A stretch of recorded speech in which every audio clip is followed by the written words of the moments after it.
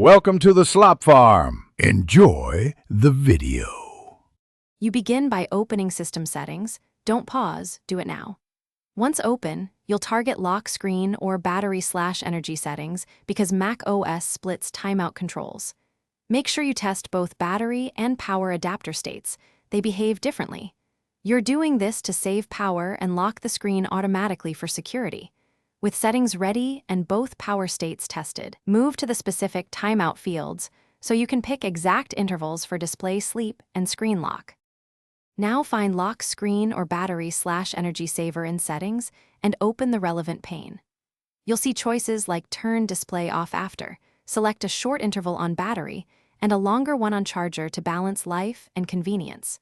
Make sure to set Require Password immediately or after a short delay so the lock engages when the screen sleeps. Once you change each value, Mac OS applies it immediately. Test by letting the Mac idle to confirm the sleep and lock behavior. Match your chosen intervals.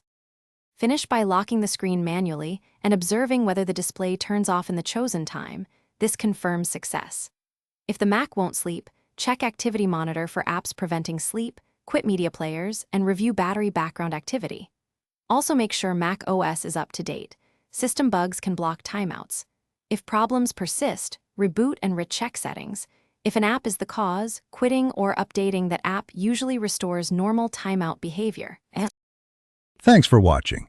Consider subscribing if we helped you today.